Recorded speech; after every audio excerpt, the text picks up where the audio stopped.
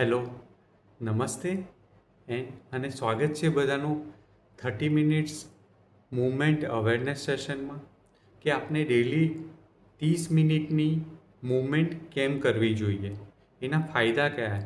તો એના ફાયદા એ છે કે આપનું બ્લડ પ્રેશર અને બ્લડ શુગર એ મેન્ટેન રાખવા માટે એ મદદ કરે છે. એનાથી આપની ઊંઘની જે ક્વોલિટી છે એ સારી થાય છે. આપનો સ્ટ્રેસ છે એનાથી ઓછો થાય છે. એ આપની ફિઝિકલી અને મેન્ટલ હેલ્થ બંને સારી રાખવામાં મદદરૂપ થાય છે. હવે કઈ કઈ વસ્તુઓ આપણે ધ્યાન રાખવાની જ્યારે આપણે આ એક્ટિવિટી કરતા હોઈએ ત્યારે. તો પહેલું કે આપણે આપની શરીરનું બોડીનું સાંભળવાનું. આપણે એ વસ્તુ રેગ્યુલર બ્રીથ કરવાની ડ્યુરિંગ જ્યારે આ એક્ટિવિટી કરતા હોય છે ત્યારે. અને આપણે કોઈ પણ વસ્તુ વધારે પડતું નહીં કરવાનું, બરાબર. અને જ્યારે પણ આપણને દુખતું હોય ત્યારે આપણે નહીં કરવાનું. આ બધી વસ્તુઓ નાની નાની વસ્તુઓ છે, પણ આ બહુ ઇમ્પોર્ટન્ટ વસ્તુઓ છે જે આપણે જ્યારે આ મૂવમેન્ટ એક્ટિવિટી કરતા હોય ત્યારે આપણે ધ્યાન રાખવાની છે. હવે આપણે આ હેબિટ અને ટેવ કેવી રીતે ડેવલપ કરી શકીએ.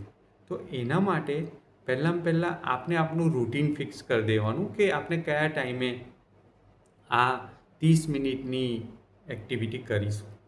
પછી એના માટે આપણે આપણું કોઈ પણ મ્યુઝિક સાંભળતા પણ આપણે કરી શકીએ છીએ એક્ટિવિટી. તો એ આપણને મોટિવેશન આપે ને આપણને હેલ્પફુલ થાય. આપણે આપનું ડેલી ટ્રેકર રાખવાનું. જેટલું આપણે કરતા હોય એ દરરોજ નોંધતા રહેવાનું. અને એક વીક થઈ જાય તો પછી એનો પ્રોગ્રેસ જોવાનો. તો એ આપણને નાની હેબિટ છે પણ એ આપણને હેલ્પફુલ થશે.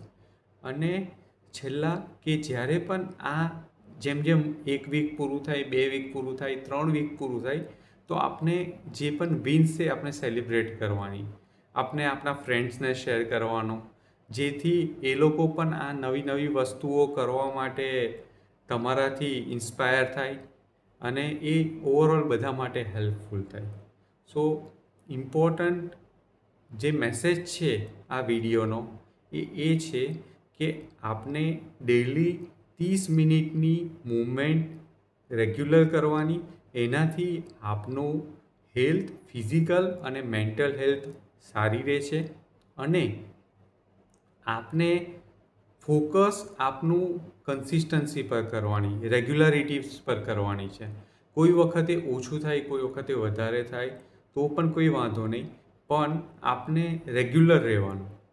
તમને જો આ વિડીયો સારો લાગ્યો હોય તો તમારા ફ્રેન્ડ્સ અને તમારા ફેમિલીને શેર કરજો. અને અમારી યુટ્યુબ અને વોટ્સઅપ ચેનલ સબસ્ક્રાઈબ કરજો. અમે લોકો હવે આવતા દિવસોમાં નવી ચેલેન્જીસ, આ 30 મિનિટ ચેલેન્જીસ લઈને આવી રહ્યા છે. તો એમાં તમે પાર્ટ લેજો અને તમારી હેલ્થ સારી રહે એવી પ્રભુને પ્રાર્થના.